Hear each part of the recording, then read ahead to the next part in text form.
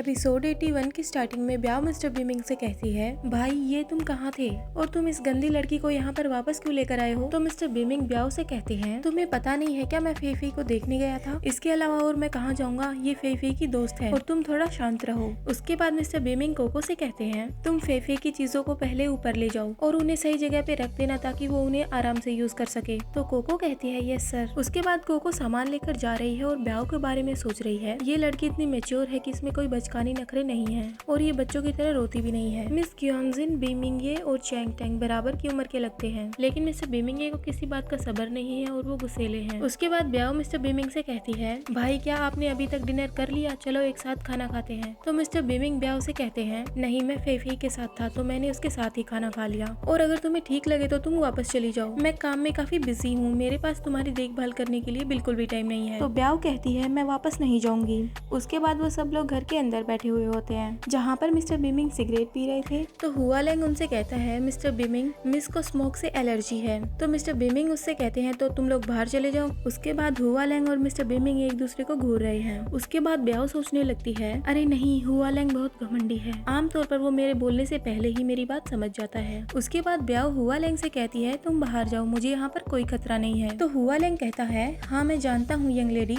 और वही mister beaming हुआ लेंग को देखकर सोच रहे हैं, हुआ लेंग का दूसरों के खिलाफ इतना बोलना कुछ ज्यादा ही बढ़ रहा है। बीच बीच में वो काफी पहले जैसा व्यवहार कर रहा है, लेकिन पहले से काफी कम। उसके बाद मिस्टर बीमिंग ऊपर जाने लगते हैं तो ब्याह उनसे कहती है, ब्रदर ये। तो मिस्टर बीमिंग उससे कहते हैं, ये कुछ ज्यादा जल्दी नहीं है, उन लोगों को पहले तुम्हें तुम्हारा कमरा तो दिखाने दो, हम लोग बाद में आराम से बात कर लेंगे। उसके बाद मिस्टर बीमिंग कोको के बारे में सोचने लगते हैं, मैं सोच रहा हूँ क्या अभी मेरी वुमन नहा रही होगी, अगर मैं अचानक से अंदर चला गया तो मुझे डर है कि वो चिल्लाना शुरू कर देगी। और वहीं दूसरी ओर ब्याह मिस्टर बीमिंग के रूम के बाहर जाकर दरवाजा खोलने की कोशिश कर रही है और फिर सोच रही है, भाई ये ने सच में दरवाजा बंद कर दिया, उसने ऐसे पहले कभी दरवाजा बंद नहीं किया। उसके बाद ब्याह दरवाजा थपथपाने लगती है और बोलती है, भाई ये मैं हूँ क्योंजिन, मुझे अंदर आने दो, मुझे अभी भी आपसे कुछ जरूरी बातें करनी है। और तभी सर्वेंट आता है और ब्याह से कहता है, यंग लेडी प्लीज मास्टर को डिस्टर्ब मत कीजिए, उनका आराम करने का समय है, वो कल आपसे बात कर लेंगे। तो ब्याह कहती है, भाई ये क्या तुम्हें मेरी जरा भी परवाह नहीं, जल्दी दरवाजा खोलो। और वहीं अंदर मिस्टर बीमिंग कोको के साथ लगे पड़े हैं और सोच रहे हैं, मेरे कमरे में कहाँ है एक छोटी खुशबूदार मीठी लड़की, मैं तो इसी के साथ रहना चाहता हूँ, मैं क्योंजिन के पास क्यों जाऊंगा जो सिर्फ रोए जा रही है। उसके बाद मिस्टर बीमिंग कोको के पास जाकर खड़े हो जाते हैं और वहीं कोको को भी सुनाई दे रहा था कि ब्याह बाहर खड़ी है और कह रही है, भाई ये तुम मुझे अंदर क्यों नहीं आने दे रहे, वो तुम ऐसा नहीं कर सकते, मतलब सर्वेंट उसको लेकर जा रहा होगा इसीलिए वो ऐसा बोल रही थी। उसके बाद कोको सोच रही है, बीमिंग ने कहा था कि क्योंजिन के साथ एक हुआ लेंग नाम का आदमी है, वो काफी खतरनाक है, अगर मैं उसे दिख जाती तो।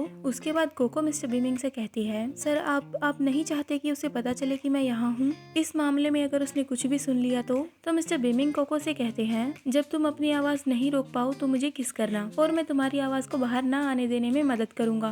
तो कोको कहती है, आप समझ गए होंगे ना किस बारे में बात कर रहे हैं ये लोग।